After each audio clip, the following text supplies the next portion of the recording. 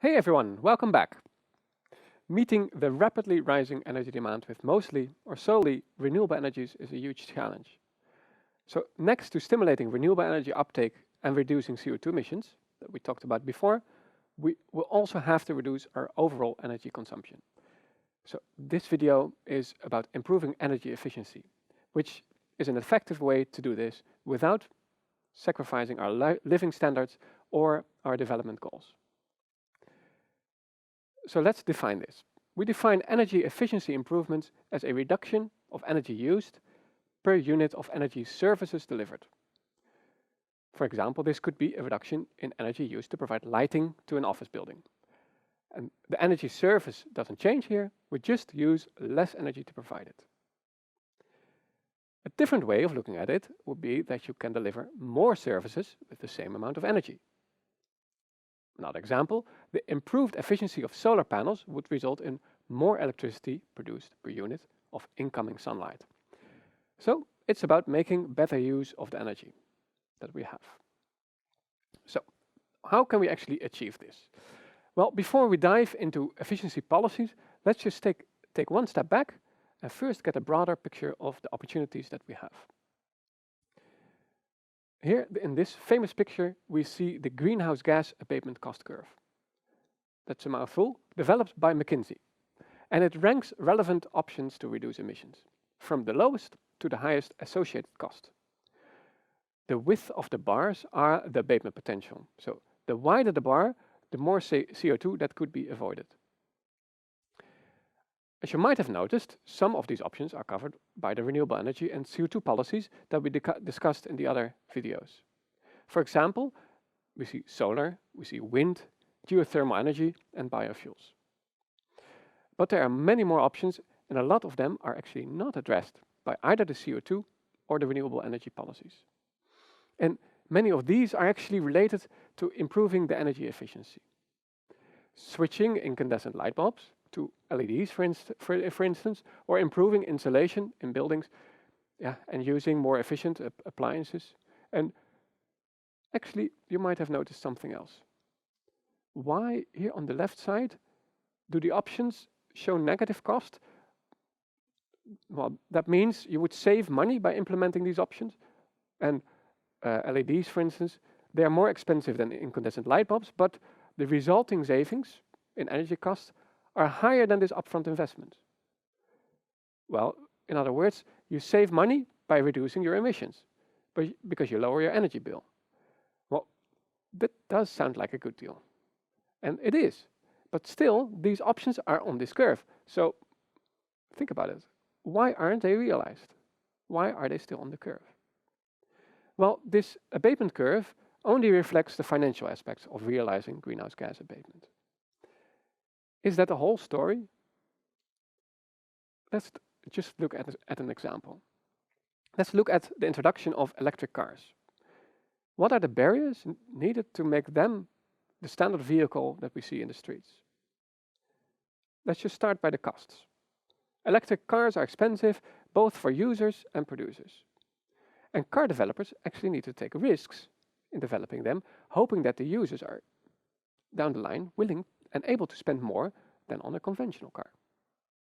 But it's not only cost, there's more. Just think of all the other actors involved.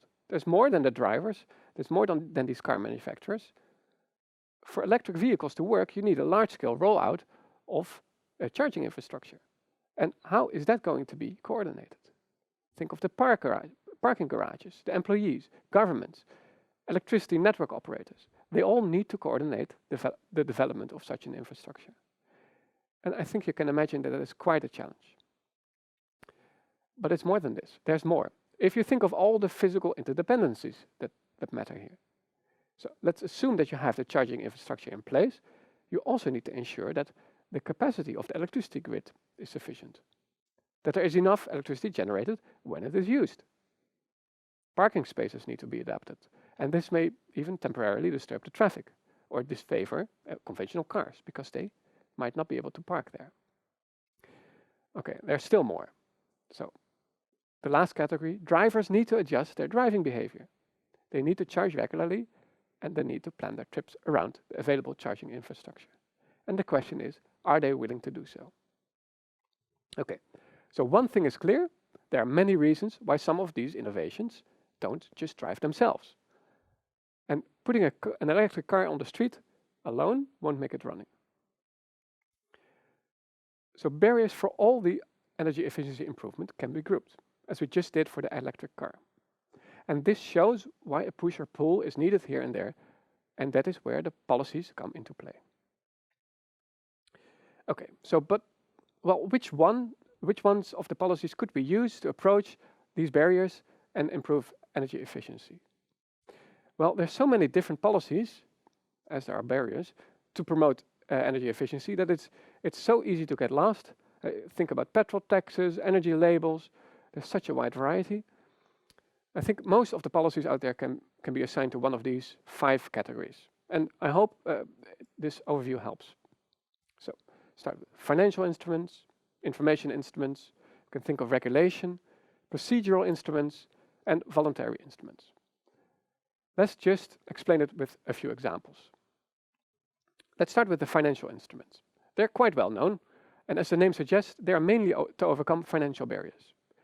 Think of tax benefits, such as the Dutch government offered buyers of electric cars, or think of the subsidies for renewable energy technologies. Another example is the small grants for newly built energy-efficient houses that the German government made available to homeowners. The second category, information instruments, aim to increase awareness, especially among consumers. And they primarily tackle behavioral barriers. When it comes to energy efficiency, labels and certificates are quite common. Here in the European Union, producers of certain appliances, like washing machines or fridges, they are obliged to indicate their performance on such an energy label. But also in the construction sector, labeling is used more and more. This allows consumers to make a better informed buying decision, and in turn, producers actually develop more energy efficient products to accommodate for the consumer's wishes. Do you actually remember whether there was an energy label the last time that you purchased a TV or washing machine? And did you look at it? Did you take the information into account? Of course I did, but yeah, that's maybe my thing, you know. If there are already good and affordable options to improve energy efficiency, then direct regulation can be an option. For instance, energy performance standards and efficiency requirements are quite common. These kind of instruments disallow the purchase or use of products performing worse than this particular standard. An example is the ban on incandescent light bulbs in the EU. And another is the introduction of environmental zones in many cities where only clean and efficient cars are allowed. Okay. The next category is procedural instruments, like mandatory audits or energy management protocols at companies. And they can be effective for things that companies normally just don't think about, just because it's not in their regular frame of mind. For instance, how many times do you think does a company look at their energy bills? This can help firms to keep track of their energy performance and to optimize the processes with regard to their energy efficiency. Lastly, voluntary instruments are a means of kind of self-regulation. Industries or companies that are not regulated yet can set themselves targets and guidelines for improved energy efficiency performance. This works well for sectors in which energy efficiency improvements do pay off, but it only does if all the competitors do it as well. An example is the paper industry, where they have their own covenants. Okay, while energy efficiency improvements bear great potential, there are quite a few challenges. And with so many barriers that need to be addressed and so many different policy options, it's hard to get it right. But it does make understandable that there are so many policies out there. One of the challenges is that not all policies are compatible. Some might even be counteractive. Just to give an example, funds used to improve the efficiency of conventional cars could, for instance, be undoing the support that we give for developing electric cars. And as you've seen with the example of electric cars before, many barriers apply and they should be addressed together. If you don't, then the policies that were implemented can be ineffective that would waste what was spent on that policy, and it may lead to delays. Another issue is that not all industries can be easily regulated. The shipping, aircraft industry, for instance, they can hardly be regulated just because their activities are across borders. Okay, the fact that it's difficult to get the perfect set of energy efficiency policies in place is not a reason not to try. There are many examples where policies had larger effects than expected. They target a variety of barriers. There are more than only those affecting economic costs and benefits. So despite the challenges, energy efficiency improvements can greatly contribute. And think of energy savings, CO2 reductions, uptake of renewables, energy cost reductions, well, and even human health and the economy. I wish you all the best of success with the exercises.